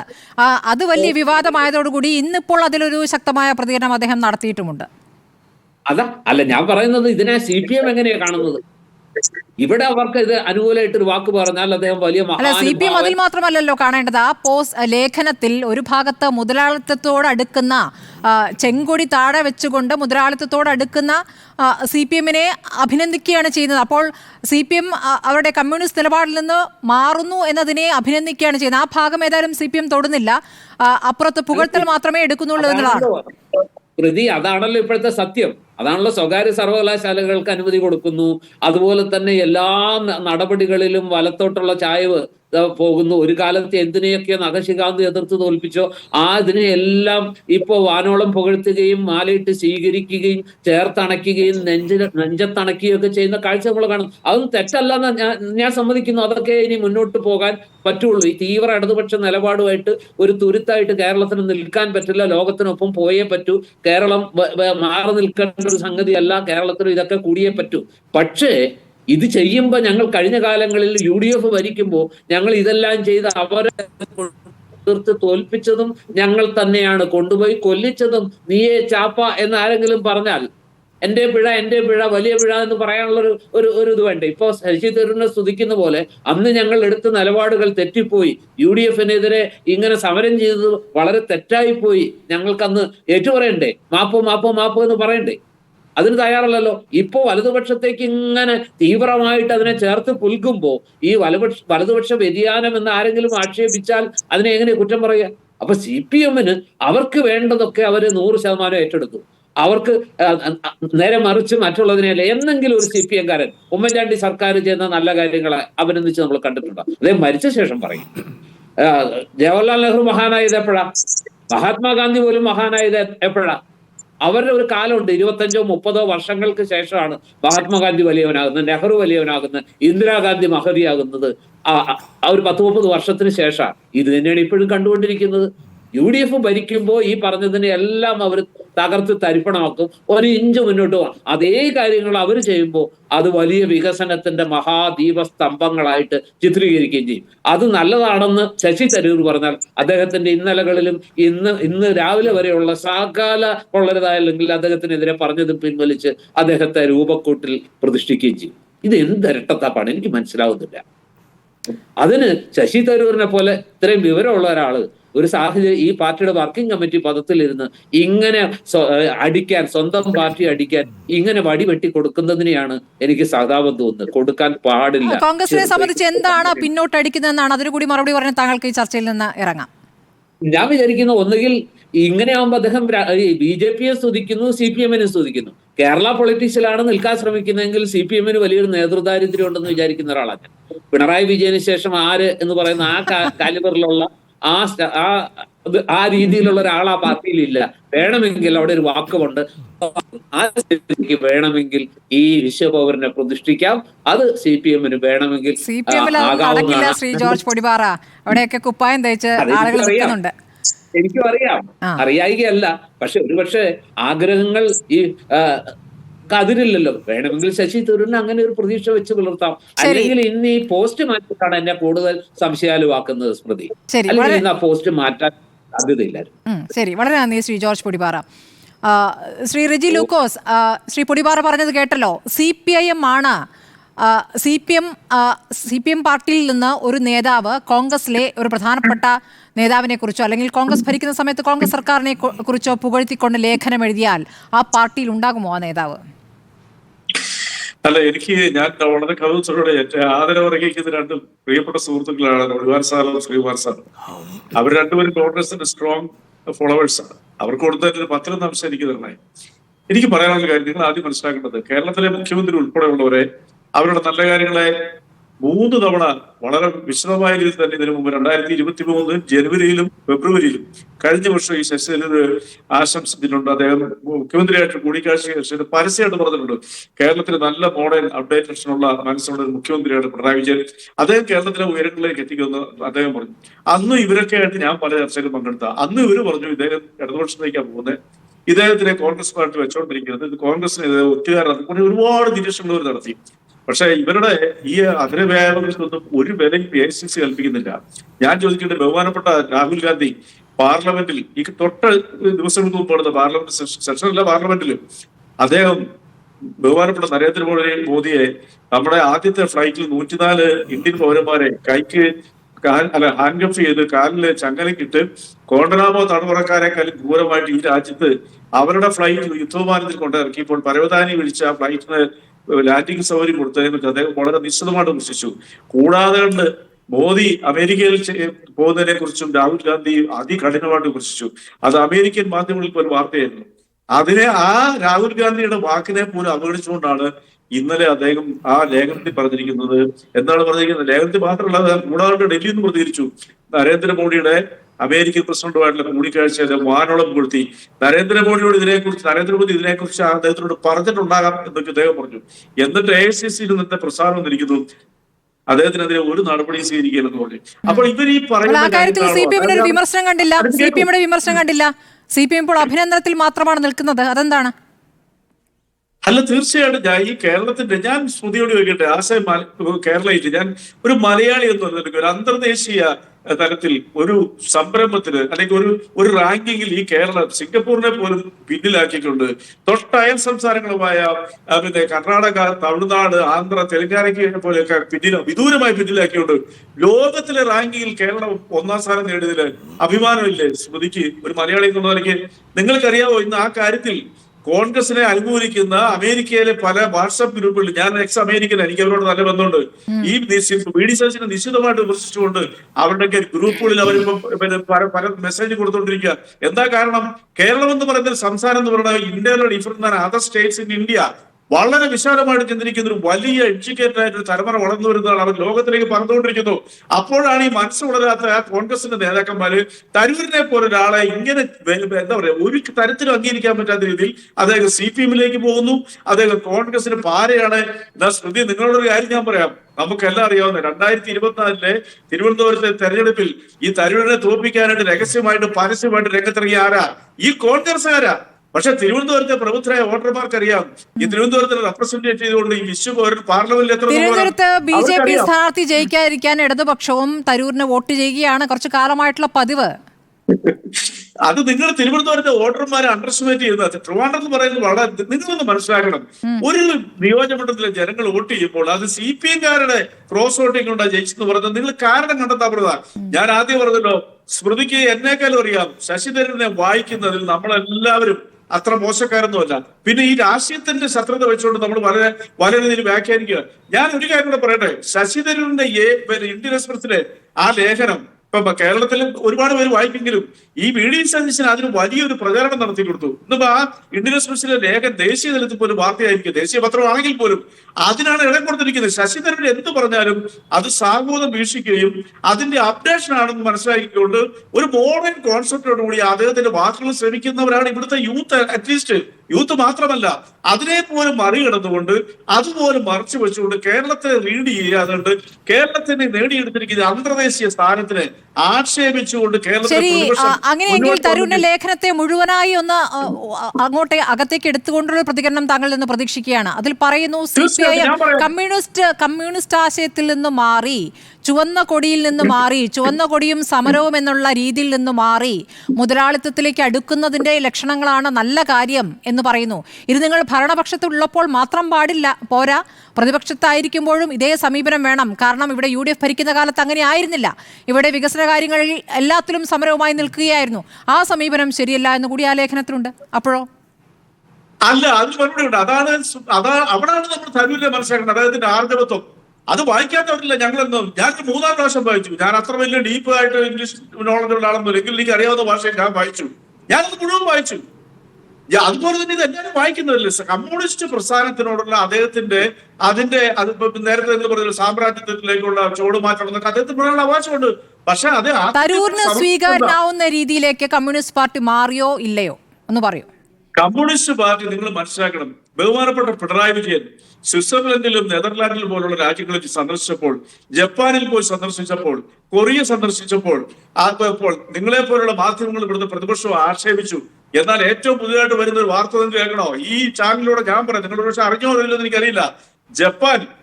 ജപ്പാനിൽ 50,000 സ്കിൽഡ് ലേബേഴ്സിനെ ജപ്പാനിലേക്ക് ആസാം ഗവൺമെന്റുമായിട്ട് ടൈപ്പ് ആയിരിക്കുന്നു. അവർ MOU ഒപ്പുവെച്ചു കഴിഞ്ഞു. അത് കൂടാണ്ട് സിംഗപ്പൂർ 80,000 നേഴ്സസിന് വേണമെന്നാണ് പറഞ്ഞിരിക്കുന്നത്. കേരളത്തിലെ നേഴ്സുമാരോട് സ്കിൽഡ് ആയിട്ടുള്ള നേഴ്സുമാര്, കേരളത്തിലെ നേഴ്സുമാർ എന്ന് പറഞ്ഞ ലോകവ്യാപകമായിട്ട് അംഗീകാരം 1-ാം സ്ഥാനമാണ്. നമ്മുടെ 7 അയലോകത്ത് വരത്തില്ല കേരളത്തിനുള്ളിലുള്ള നേഴ്സുമാരുടെ ട്രീറ്റ്മെന്റിൽ. പക്ഷേ കേരളത്തിലെ നേഴ്സുമാരെ ഒരു അവസരം കൊടുക്കാൻ ഈ കേന്ദ്ര സർക്കാർ മനസ്സ് കാട്ടിയോ? നിങ്ങൾ ഈ പറഞ്ഞ സാമ്രാജ്യവാദികൾ അടുത്തുപോയി അവസരങ്ങൾ തേടിപ്പോയി അവരെ കൊണ്ടുവരാൻ ശ്രമിച്ച മുഖ്യമന്ത്രി പിണറായി കമ്മ്യൂണിസ്റ്റ് ആശയത്തിൽ നിന്നുകൊണ്ട് ഇത് സാധ്യമല്ല. അപ്പോൾ നിലപാട് മാറ്റുന്നു, നയം മാറ്റുന്നു. അതാണ് ഈ പറയുന്ന ഇപ്പോഴത്തെ ഭാഷയിൽ ഇപ്പോഴത്തെ പ്രതികരണങ്ങൾ തുടർച്ചയായ ഭാഷയല്ല. തുടർച്ചയായി ഇപ്പോൾ MV ഗോവിന്ദനായാലും മന്ത്രി R ബിന്ദു ആയാലും പറയുന്ന മൂർത്തമായ സാഹചര്യത്തിലെ മൂർത്തമായ മാറ്റമായി ഇതിനെ കാണാം അല്ലേ? നിങ്ങളോട് ഒരു കാര്യം പറയാം, നിങ്ങൾ എങ്ങനെ വ്യാഖ്യാനിച്ചാൽ എനിക്ക് പ്രശ്നമല്ല. മാറ്റമില്ലാത്തതിന് മാറ്റം എന്ന വാക്കിന് മാത്രമാണെന്ന് പറഞ്ഞത് ശരി, അത് കമ്മ്യൂണിസ്റ്റ് ആശയത്തിൽ നിന്ന് മാറി നിൽക്കുന്ന മാറ്റമല്ല ഉദ്ദേശിച്ചത്. ശരി, എന്തിനാണ് സ്മൃതി ഇടപെടുന്നത്? ഞാൻ ഈ പറയുന്നത് വസ്തുതാപരമായ കാര്യങ്ങളാണ്. ആശയത്തിൽ ഉറച്ചു നിന്നുകൊണ്ട് വികസനം കൊണ്ടുവരിക എന്നുള്ള മാറ്റം ഞങ്ങളെ പോലെ ഉൾക്കൊള്ളുന്ന ആരുമില്ല. നിങ്ങൾ ചൈനയിലേക്ക് നോക്കൂ. നിങ്ങൾ ഡീപ് സീക്ക് ആർക്കും പറയുന്ന ഒരു ആപ്ലിക്കേഷനെ കുറിച്ച് കേട്ടിട്ടുണ്ടോ? ഈ കഴിഞ്ഞ 20-ാം തീയതി ട്രംപ് സത്യപ്രതിജ്ഞ അന്ന് ലോകത്തിലേക്ക് അത് ഇറക്കി വിട്ടു. ഈ പറയുന്ന ചൈനയിലെ 40 150 തൊഴിലാളികളെ കൊണ്ട് 150 ദിവസം കൊണ്ട് 150 കോടി മാത്രം ആ സർക്കാർ ഇൻവെസ്റ്റ് ചെയ്തത്. 6000 കോടി ഇൻവെസ്റ്റ് ചെയ്തിട്ട് 6 വർഷം കൊണ്ട് വന്ന പല ആപ്ലിക്കേഷനും പൊട്ടിപ്പൊളിഞ്ഞു. ഈ പറയുന്ന എലോൺ മസ്കിന് പോലും 600 കോടി $600 മില്യൺ ഒരു ദിവസം നഷ്ടപ്പെട്ടു. ആ ചൈന നിങ്ങളൊക്കെ നേരത്തെ ആക്ഷേപിച്ച ഡ്യൂപ്ലിക്കേറ്റിന്റെ രാജ്യമൊന്നും ഇന്നിപ്പോ എന്ത് വേണ്ടി ലോകം ചൈനയുടെ മുമ്പിൽ കീഴടങ്ങി. അതിനെ നിങ്ങൾ ആക്ഷേപിച്ചെന്നോട് കമ്മ്യൂണിസ്റ്റുകാരെന്ന് പറഞ്ഞുകൊണ്ട് ആക്ഷേപിച്ച് ഇന്ന് ചൈനയോളം ഡെവലപ്പ് ചെയ്ത രാജ്യം ലോകത്തില്ല. നിങ്ങൾ ലോകത്തിന്റെ ഏത് മുക്കിലും പോയാലും, ഞാനൊക്കെ യാത്ര ചെയ്യുന്നതാണ്, ചൈനീസ് പ്രോഡക്റ്റ് കാണും. ഇപ്പൊ നിങ്ങൾക്ക് അംഗീകരിക്കണമെന്നോ ഡീപ് സീ കാരനെ കുറിച്ച് ഞാൻ പ്രത്യേകം പറയേണ്ട കാര്യമുണ്ടോ? ആ ആപ്ലിക്കേഷനെ കുറിച്ച് നിങ്ങൾ ഡൗട്ട് ചെയ്യൂ. നിങ്ങൾ $10. പക്ഷേ AI വന്ന് തൊഴിൽ നഷ്ടപ്പെട്ട ഒരു വിപ്ലവം ഉണ്ടാകുന്നതിനെ കാത്തിരിക്കുകയാണ് നിങ്ങളുടെ പാർട്ടി സെക്രട്ടറി. അല്ല, ഞങ്ങളുടെ പാർട്ടി സെക്രട്ടറി പറഞ്ഞതിന് നിങ്ങൾക്ക് ഇതുവരെ മനസ്സിലായിട്ടില്ല അതായത് എന്താന്ന് പറഞ്ഞത്. അതാണ് പറഞ്ഞത്, നിങ്ങള് പാവപ്പെട്ട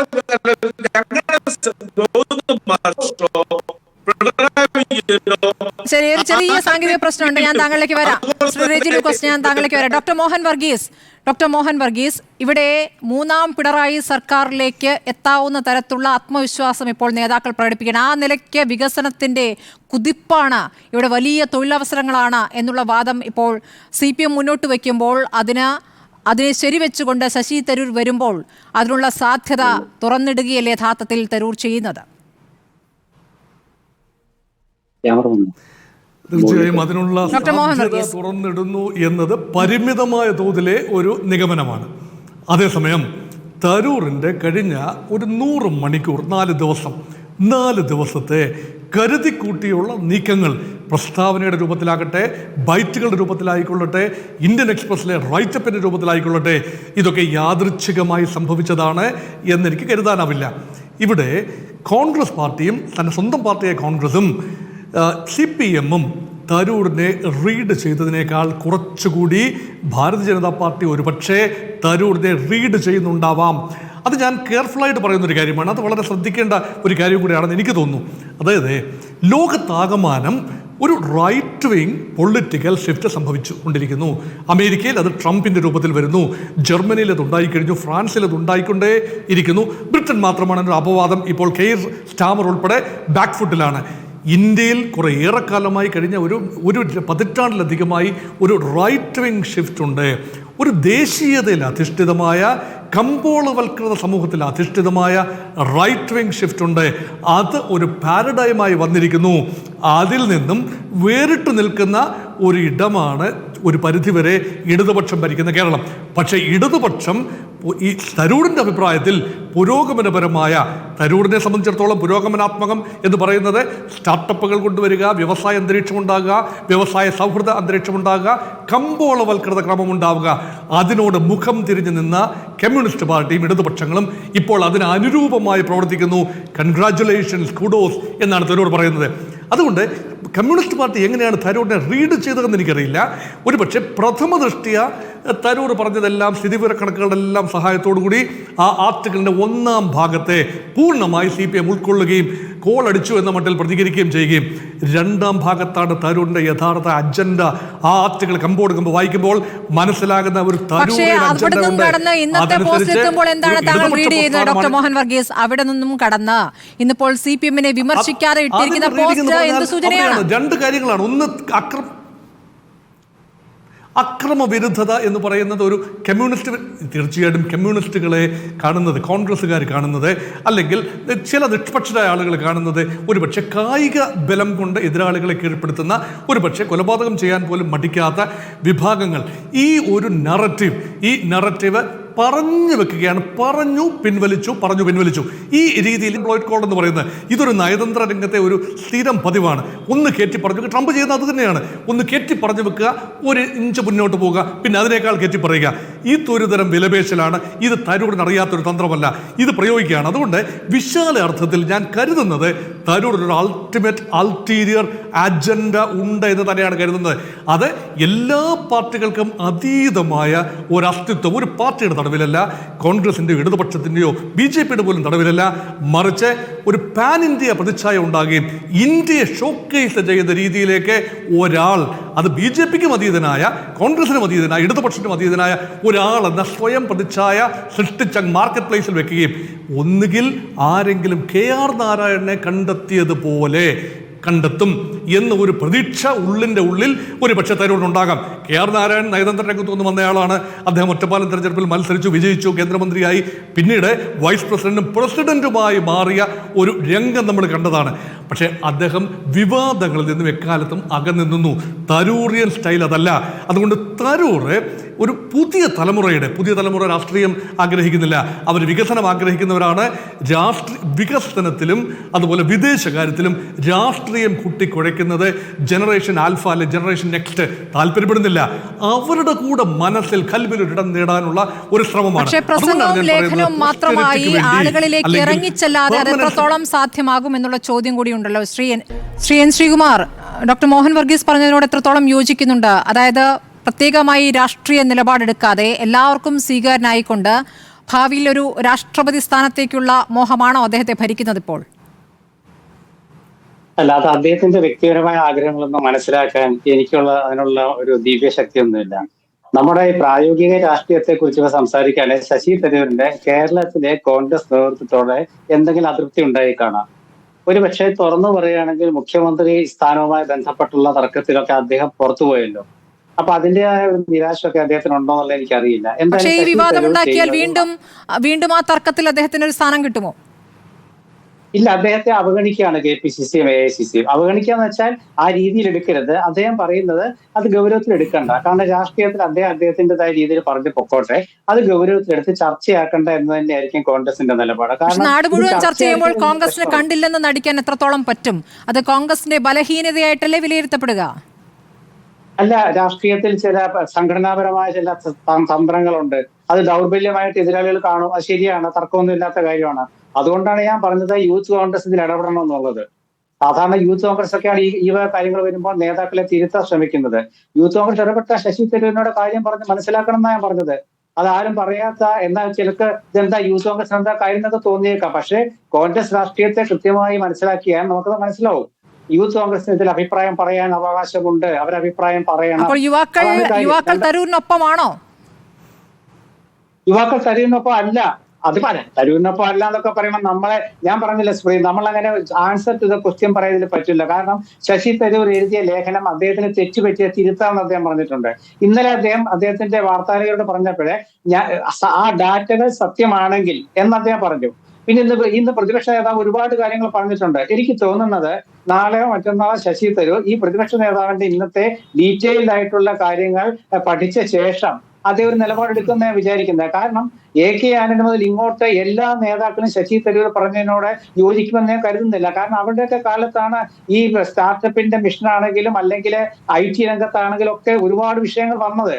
അന്ന് സമരം ചെയ്ത CPM-നെയാണ് ഇന്ന് ശശി തരൂര് പുകഴ്ത്തുന്നത്. ശശി തരൂർ പുകഴ്ത്തുന്ന ചെറിയൊരു വിഷയങ്ങളുണ്ട്. കാരണം ഇപ്പൊ നമ്മൾ സംസാരിക്കുന്ന വിഷയത്തിൽ നിന്ന് തുടങ്ങിയിട്ട് ഞാൻ പറയാം. ഇപ്പൊ ഇന്നത്തെ ഫേസ്ബുക്ക് പോസ്റ്റിനെ കുറിച്ച് പറഞ്ഞല്ലോ, അത് കോൺഗ്രസിന്റെ ഒരു നേതാവും ആ കോൺഗ്രസിന്റെ IT വിഭാഗം തയ്യാറാക്കിയ ആ പോസ്റ്റ് ഷെയർ ചെയ്തിട്ടില്ല. ശശി തരൂർ മാത്രമാണ് ആദ്യം ഷെയർ ചെയ്തത്. ഷെയർ ചെയ്തിട്ട് അത് പിൻവലിച്ചാണ് പ്രശ്നം. നേരെ മറിച്ച് ഷെയർ ചെയ്യാതിരുന്നെങ്കിൽ പ്രശ്നം വരുമായിരുന്നില്ല. ഷെയർ ചെയ്തിട്ടത് പിൻവലിച്ചത് മറ്റുള്ള നേതാക്കൾ ഇടാത്തതുകൊണ്ട് പിൻവലിച്ചാണോ എന്നൊക്കെ പറയാൻ പറ്റൂല. അല്ല, അത് വേറെ കാര്യമുണ്ട്. നരഭോജി എന്നുള്ള ആ പ്രയോഗമില്ലല്ലോ പുതിയ പോസ്റ്റിൽ. അത് വളരെ മയപ്പെടുത്തിക്കൊണ്ട് ഈ അക്രമ രാഷ്ട്രീയത്തിനെതിരായ ഒരു സന്ദേശം നൽകുന്ന പോസ്റ്റ് ഒരു തരത്തിൽ നോക്കിയാൽ നല്ല രാഷ്ട്രീയത്തിന്റെ സൂചനയായി, നല്ല ഭാഷയുടെ രാഷ്ട്രീയത്തിന്റെ സൂചനയായിട്ടൊക്കെ അതിനെ കാണാം. അല്ല, അതൊക്കെ കാണാതെ നമുക്ക് അങ്ങനെയൊക്കെ വ്യാഖ്യാനിക്കാം. പക്ഷെ ആ പോസ്റ്റ് പിൻവലിച്ചില്ലേ? പിൻവലിക്കേണ്ട കാര്യമൊന്നുമില്ലല്ലോ. അത് കോൺഗ്രസിന്റെ IT സെൽ തയ്യാറാക്കിയ പോസ്റ്റ് അല്ലേ. ഇനിയിപ്പോ IT സെല്ലിനോട് ശശി തരൂരിന് എന്തെങ്കിലും വിരോധം ഉണ്ടോ എന്നുള്ളത് എനിക്കറിയില്ല. കാരണം കുറച്ച് അറിയാമല്ലോ, കഴിഞ്ഞ ഒരാഴ്ചയായിട്ടുള്ള ചില തീരുമാനങ്ങളും അവരുടെ ചില നിലപാടുകളൊക്കെ നമുക്ക് അറിയാമല്ലോ. പക്ഷെ ഒരു കാര്യം വ്യക്തമാണ് സ്മൃതി, കോൺഗ്രസിന്റെ പ്രവർത്തക സമിതി അംഗം എഴുതിയ ഒരു ലേഖനത്തെ പൊക്കിപ്പിടിച്ച് CPM അവഹേളിക്കുന്ന ആരെയാണ്? കോൺഗ്രസ് പ്രവർത്തക സമിതി അംഗത്തെയാണ് അവഹേളിക്കാന്ന് വെച്ചാൽ ശശി തരൂരിന്റെ പിന്താങ്ങാണ് കേരളത്തിലെ CPM. ഒന്ന് ആലോചിച്ച് നോക്കുക, ഒരു പ്രവർത്തക സമിതി അംഗം അദ്ദേഹത്തെ തിരുവനന്തപുരത്തുള്ള ജനങ്ങൾ ജയിപ്പിച്ചു വിട്ടത് ശ്രീ പിണറായി വിജയന്റെ ഗവൺമെന്റിന്റെ പബ്ലിക് റിലേഷൻസ് നടത്താൻ വേണ്ടിയല്ലോ. പക്ഷെ അത് അവരെ സംബന്ധിച്ച ഒരു അഭിമാനത്തിന്റെ കാര്യമല്ലേ? എതിർ ശബ്ദം ഉയർത്തേണ്ട ഭാഗത്തു നിന്നും ഈ തരത്തിൽ അഭിനന്ദന പ്രവാഹം വരുമ്പോൾ അതല്ലേ ശ്രീ റെജി ലൂക്കോസ്, ശശി തരൂർ ഈ സർക്കാരിന്റെ ഐശ്വര്യം എന്ന രൂപത്തിലേക്ക് മാറിയോ? ശശിധരൻ രാജ്യത്തിന്റെ ഐശ്വര്യമാണ്, അന്തർദേശ ഐശ്വര്യമാണ്. അങ്ങനെയൊന്നും അല്ല തരൂർ രാഷ്ട്രീയത്തിലേക്ക് വരുമ്പോൾ CPM നേരത്തെ പറഞ്ഞിരുന്നത്. അല്ല, അങ്ങനെയാണ് ഞാൻ കാര്യം ചോദിക്കട്ടെ. നരേന്ദ്രമോദിയെ അദ്ദേഹം വിഖ്യാതമായ 2 പ്രശംസ നടത്തിയിട്ടുണ്ട്. നിങ്ങളൊക്കെ അത് അറിഞ്ഞതല്ലേ? കോവിഡ് കാലത്ത് വാക്സിനേഷനെ കുറിച്ചും കോവിഡിനെ കുറിച്ചും അദ്ദേഹം നരേന്ദ്രമോദിനെ വാനോളം പൂഴ്ത്തി. സ്വച്ഛ് ഭാരതത്തെ കുറിച്ച് അദ്ദേഹം പൂഴ്ത്തി പറഞ്ഞു. നഷ്ടമില്ലായിരുന്നു കോൺഗ്രസ്സുകാർക്ക് അവരുടെ നയത്തിന് വിരുദ്ധമായിട്ട് ഈ തരൂരിനെ എതിരെ നടപടി സ്വീകരിക്കാൻ. അന്ന് എവിടെ പോയി ഇവരുടെ ശബ്ദം? കേരളം ഒരു 3ാം പിണറായി സർക്കാരിന്റെ, ഇടതുപക്ഷ സർക്കാരിന്റെ തുടർച്ച ഗ്യാരണ്ടി എന്ന് കണ്ടപ്പോൾ ഇവർക്ക് വിരലി വീഴുവാൻ, ഇവരുടെ പ്രതീക്ഷകളെ അസ്തമിപ്പിച്ചുകൊണ്ട് കേരളത്തിലെ യുവാക്കളുടെ പ്രതീകമായ ശശി തരൂർ അതിനെ പിന്തുണച്ചപ്പോൾ ഈ കോൺഗ്രസ്സുകാർക്ക് മനസ്സ് വികസിക്കാതെ, ഞാൻ ശ്രീമാൻ സാറിനെ ഉദ്ദേശിച്ചിട്ട് പറഞ്ഞത്, കോൺഗ്രസ്സുകാര് ദേശീയ തലത്തിൽ അപമാനിക്കപ്പെട്ടിരിക്കുന്നത്. ശരി, ഏതായാലും പാർട്ടി മുഖപത്രത്തിൽ വന്ന ഉപദേശത്തിന് പിന്നാലെയാണ് ഒരു പടി കൂടി തരൂർ കടന്നിരിക്കുന്നത് എന്നുള്ളതാണ്. ഇനി നാളെ ഇതിന്റെ തുടർച്ചയുണ്ടാകുമെന്ന് നാളെ നോക്കാം. വളരെ നന്ദി N. ശ്രീകുമാർ, ശ്രീ റെജി ലൂക്കോസ്, ജോർജ് പൊടിപ്പാറ, ഡോക്ടർ മോഹൻ വർഗീസ് ചർച്ചയിൽ പങ്കെടുത്തതിന്.